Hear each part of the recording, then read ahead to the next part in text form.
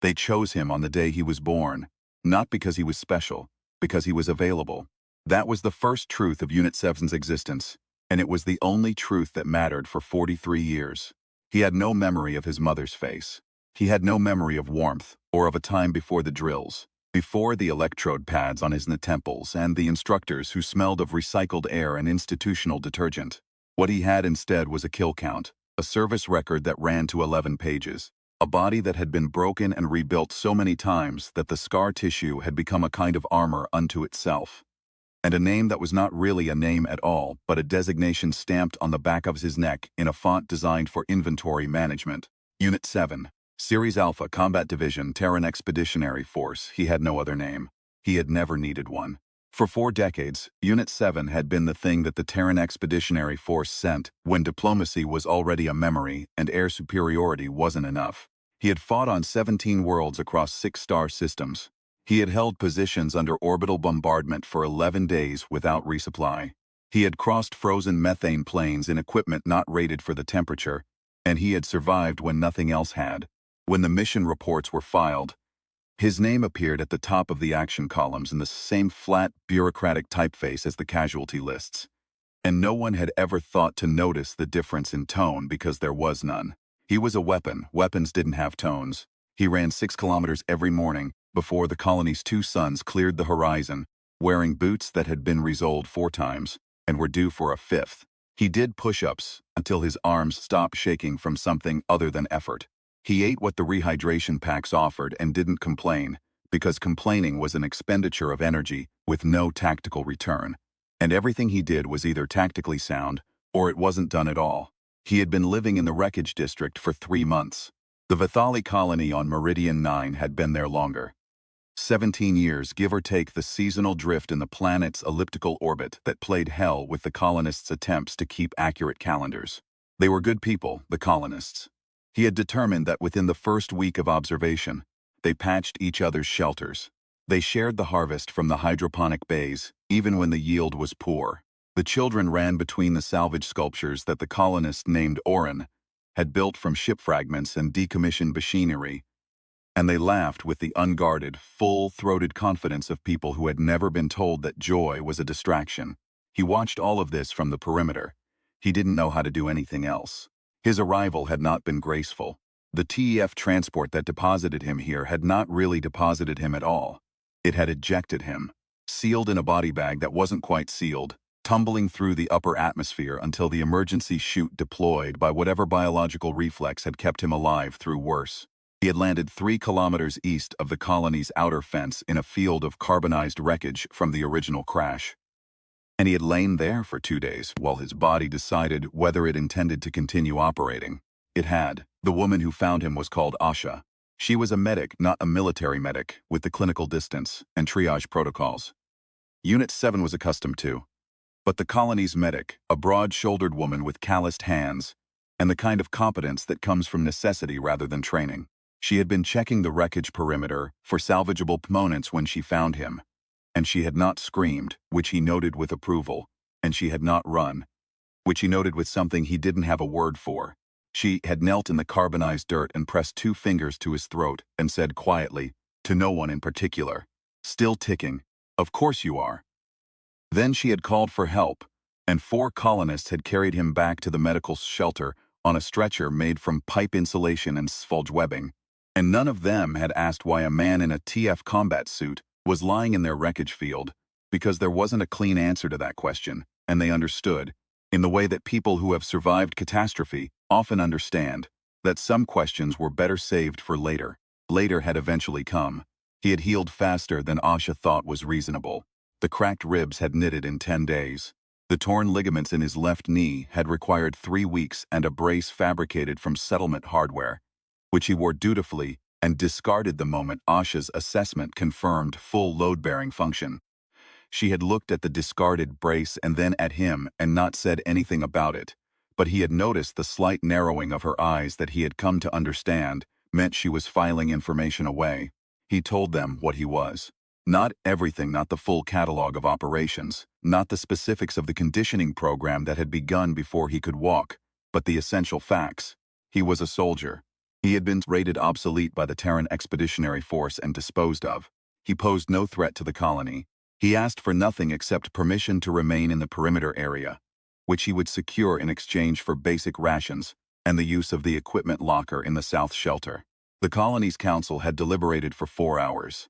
He had waited outside, sitting on an overturned cargo drum with his hands on his knees, looking at the middle distance with the patient stillness of a man who had once waited motionless in a forward observation post for 6 days.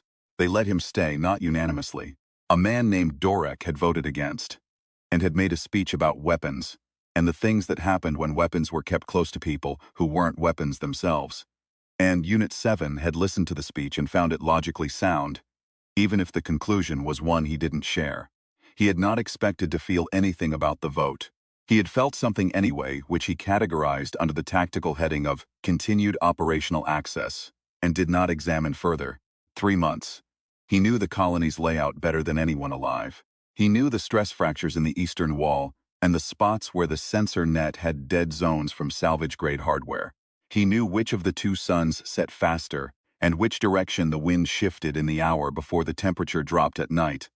And he knew the name of every person in the settlement, though he rarely used them. He knew that Asha's son, a boy of about 9 named Rael, sometimes followed him on his morning runs at a distance of about 40 meters, close enough to observe but maintaining what the boy clearly believed was a tactically sound separation. On the 32nd morning he had slowed down, not much.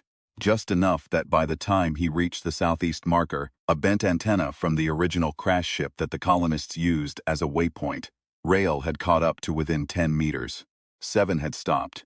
Rail had stopped. They had looked at each other across the carbonized soil. 7 had started running again. A moment later, he heard the boy's footsteps accelerating behind him. Not 40 meters back now. 15. This continued for 3 more mornings before 7 looked over his shoulder mid-stride and gave a single nod. The boy ran beside him the rest of the way without speaking.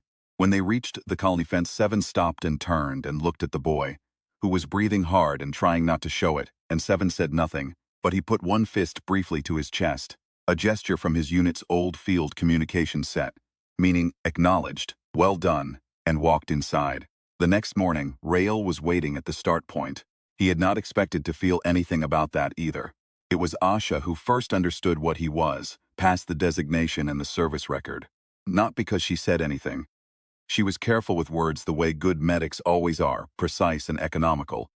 But because of the way she had sat across from him in the medical shelter one evening, when his initial wound assessment had become a habit of weekly check-ins that neither of them had formally agreed to, and said, "What do you think about?" He had considered the question seriously, which was the only way he considered things. The perimeter, he said. Structural vulnerabilities in the east wall. Weather patterns and their tactical implications. Threat vectors. Always? It's what I was trained to do. She had been quiet for a moment, turning a stylus over in her fingers. Do you think about anything else, ever? He had thought about this. It required more time than tactical assessments usually required. Fear, he said finally. She looked at him. I think about fear, he said, and discipline. Those are the same thing? They have always been the same thing. She had looked at him for a long time after that, and he had not been able to read her expression with any confidence, which was unusual. He was good at reading expressions. He had been trained to identify threat indicators in human faces, and fear looked a certain way, and aggression looked a certain way, and deception had its tells. But what was in Asha's face in that moment was something outside his training parameters, and he had filed it under unknown variable and said nothing further. He was 3 kilometers east of the colony's fence when the ships came. He heard them before he saw them. Not the ships themselves, but the pressure differential. A subtle shift in the atmospheric readings on the handheld scanner he carried on all perimeter checks. Military vessels, he knew the signature. It was his signature, the breath of TEF drive systems dropping out of orbital speed. He had spent 40 years breathing that same air. He did not run back. He moved at a pace that would read as unhurried to any observer, but covered ground at a rate that would have surprised most people. He processed possibilities in the 7 minutes it took him to cross the eastern field. The TF did not visit colonies on Meridian 9. Meridian 9 was unregistered. That had been part of why the original colonists had ended up here, their navigation system having failed so completely that by the time they understood where they were, They were already committed to the atmosphere. The planet wasn't in any traffic corridor. It wasn't worth the fuel cost. Which meant the ships were here for something other than routine presence. Which meant they already knew the colony existed. Which meant someone had told them. He reached the perimeter fence and came through the south gate. At the same time, Oren was climbing the watch platform with a pair of antiquated optical scopes, and their eyes met across the yard, and Oren's face had in it the particular variety of fear that Seven recognized. The kind that comes not from the unknown but from the known. From the moment a threat previously theoretical suddenly resolves into physical reality. How many? Seven asked. 3 ships, Oren said. Maybe 4. Coming in low. They were TF. The silhouettes confirmed it. Before the transponder codes would have. 3 troop carriers and a command vessel. The kind of formation you deployed when the objective was a designated training exercise on a world listed as uninhabited. He had run this formation himself. He knew what it meant. They weren't here to talk. He spent 4 minutes telling the colonists what was coming and what he needed them to do, speaking in the flat, measured cadence that he had used in pre-action briefings for 40 years. He did not soften it. He had never learned how to soften things. And he had come to believe that the kindest thing you could do for people who were about to face something terrible was to tell them the truth about it, without decoration. The truth was, there were approximately 60 genetically enhanced TF soldiers on those ships, and they were coming to conduct a live-fire training exercise, and the colony was the target. Doric said, 60 against 1. I know this terrain, Seven said. They don't. That's not a small difference. You said genetically enhanced. You said new generation. What does that mean? He thought about how to answer honestly. It means they're faster than I am. Stronger, their reflexes are better, their pain tolerance is higher. He paused. They've never defended a position they cared about. The silence that followed that statement was the kind that contains more information than most speeches. Tell us what to do, Asha said. He told them. The first squad came in through the eastern approach, which he had expected. They moved well. He could see that, through the scope from his position in the salvage field, crouched behind a section of hull, plating that he had repositioned 3 days ago for exactly this purpose. They moved with the fluid, mechanical precision of soldiers, whose bodies had been optimized for combat, everything excessive stripped away, everything useful amplified. They were beautiful in the way that purpose-built things are beautiful. And he watched them, with the cold professional attention of a man who had once been beautiful in exactly the same way. He let them get to within 80 meters of the fence. Then he detonated the first of the improvised charges he had placed in the approach corridor over the preceding weeks. Not because he had known this was coming, but because he had always known, in the way that soldiers know things, that something was always coming, and it was better to be ready. The explosion was controlled, enough to disorient, not enough to destroy. He wasn't trying to kill them with the charges. He was trying to separate them, to break the squad into smaller elements that he could engage individually in the terrain he had spent 93 days learning better than his own hands. He moved. The next 40 minutes were something that would be very difficult to explain to anyone who hadn't lived it. He moved through the salvage field like water, moving through broken ground, using routes he had memorized and modified and memorized again. Always somewhere slightly other than where the enhanced soldiers expected him to be. He knew where the shadows fell at this hour. He knew which sections of debris would ring like bells if you stepped wrong, and which would hold your weight in silence. He had spent 3 months learning this landscape with the same exhaustive attention he had once given to enemy fortifications, and the landscape repaid that attention now. They were better than him individually. He understood that clearly without ego or self-deception. One of them, in the open, in a straight contest, would have taken him apart. He had accepted this fact and built his approach around it the way an engineer builds a bridge around a river's natural course, rather than against it. But they were fighting a training exercise. He was fighting for something else. He took down the first 2 separately, in the 3rd and 7th minutes, using the salvage terrain and the discipline of absolute silence that 40 years of fieldwork had given him. The 3rd he engaged briefly and broke off, drawing 2 more into a chase through a section of dense debris where their superior speed became a liability rather than an asset, where the gaps were too narrow for the kind of explosive movement their bodies were optimized for, and the sight lines were too short for coordinated fire. He was bleeding from a gash along his left forearm by the 15th minute. He had not noticed it happen, which was not unusual. He noted it, applied pressure for the 10 seconds he could spare, and continued. The command vessel's communications went active around the 20-minute mark.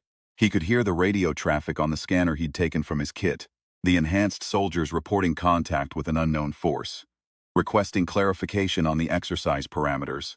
The command voice snapping back that there was no unknown force. The exercise parameters were clear. There was no one on this planet. The gap between what command was telling them and what their senses were telling them was beginning to create the specific kind of hesitation that Seven had spent a career exploiting. Uncertainty is a weapon. He had written that in a training report 20 years ago and been marked down for it because the reviewing officer preferred concrete tactical prescriptions to philosophical observations. He had believed it then. He believed it now. He reached the north approach position at the 28th minute and found 3 enhanced soldiers consolidating there. A textbook defensive maneuver, smart, exactly what he would have ordered in their position. He went still in the shadow of a collapsed antenna array and watched them for 90 seconds, tracking their patrol pattern, measuring the intervals. Then he moved in the interval. The fight was brief and entirely without elegance. He was injured slower than he should have been, working against opponents whose physical specifications exceeded his own in almost every measurable category.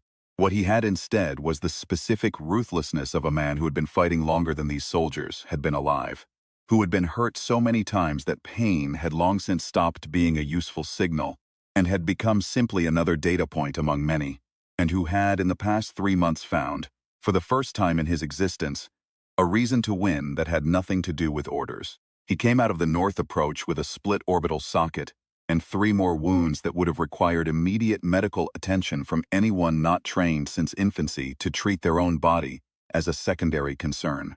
He came out having removed 3 more enhanced soldiers from the engagement. He came out moving. The command unit had made a decision somewhere around the 30-minute mark. He had known they would. He had built the timeline around it. When an operation generates unexpected casualties and the mission commander cannot account for the threat, there is a standard TF protocol, and the protocol is escalation. You call for the deterrent device, you prepare to sterilize the objective, and you extract your assets before the timer runs.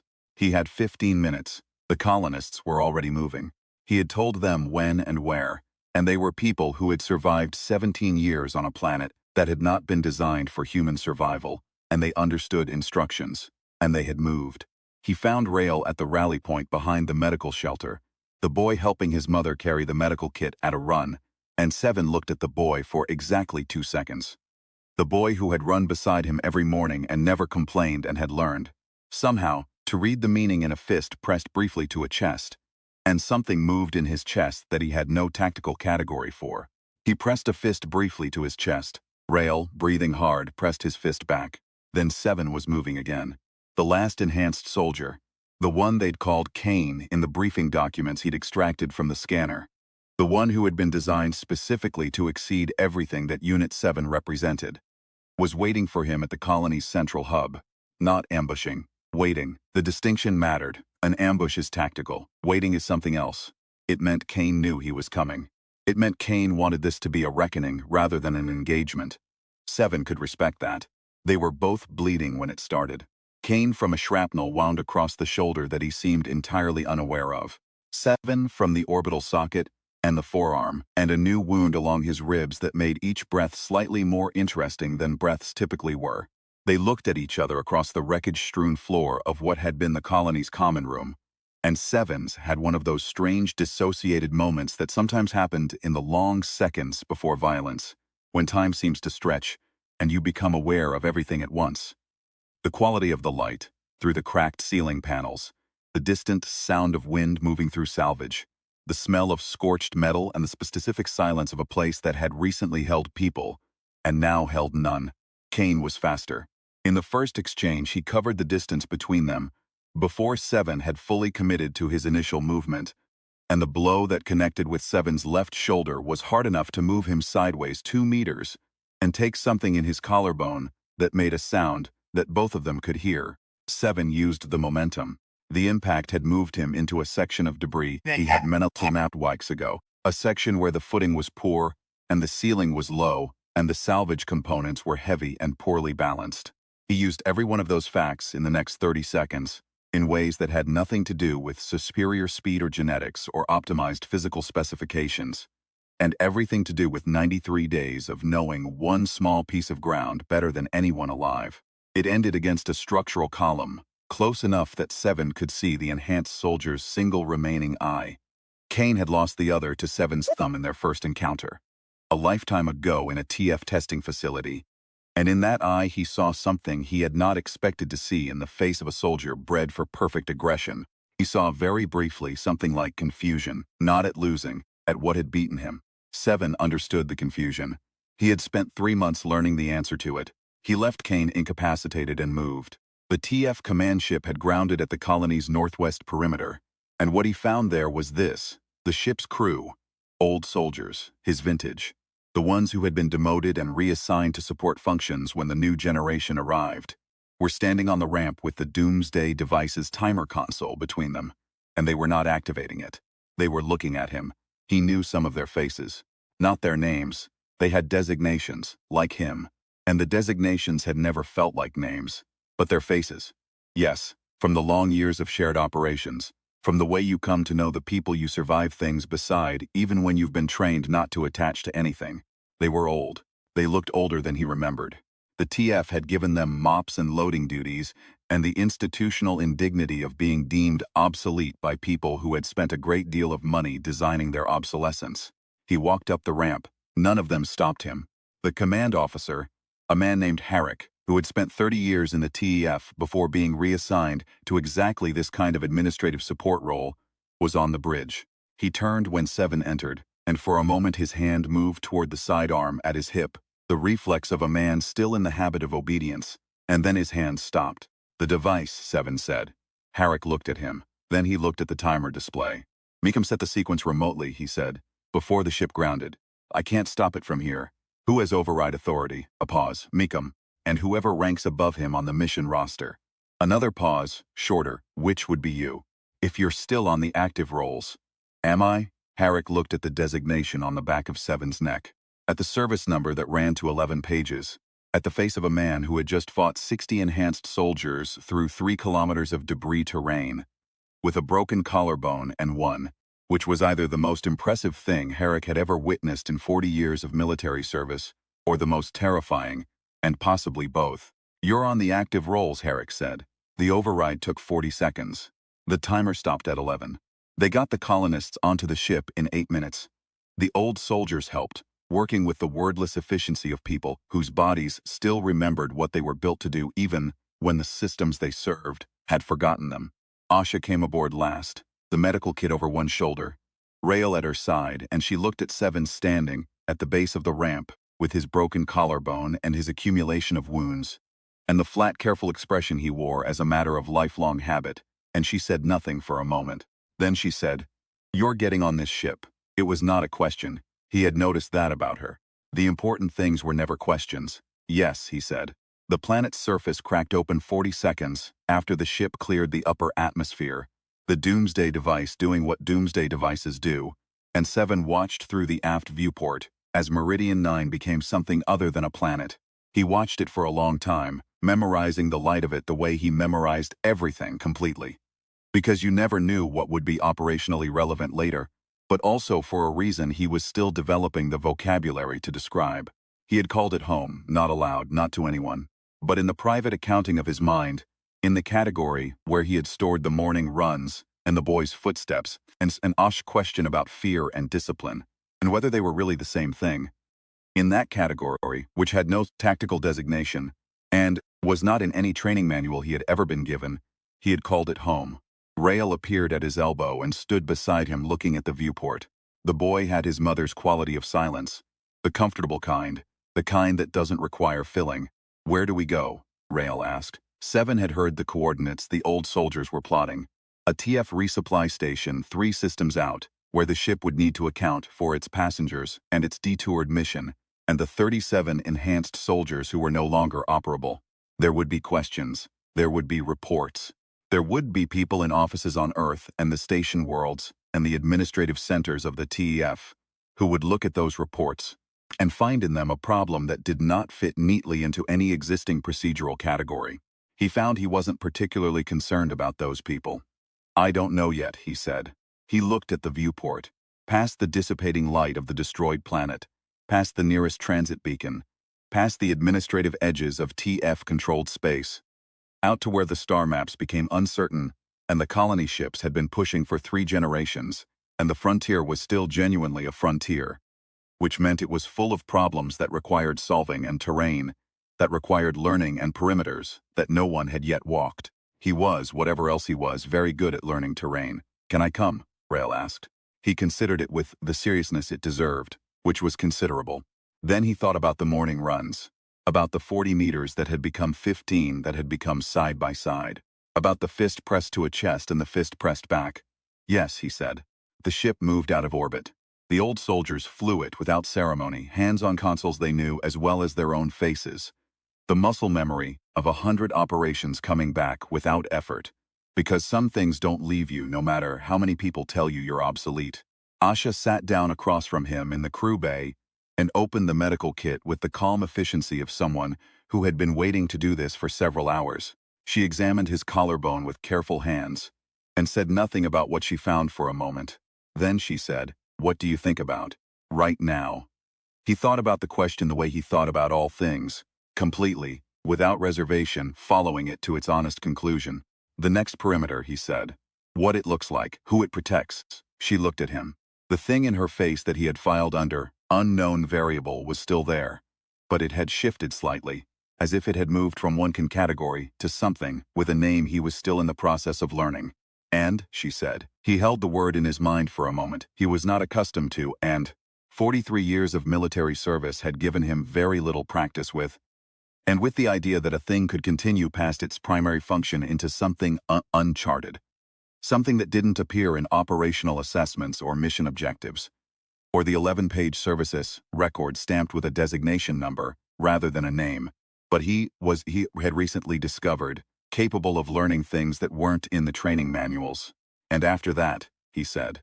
Ash nodded slowly, her hands still moving with the sure economy of a person who has learned their skill in conditions that didn't allow for uncertainty.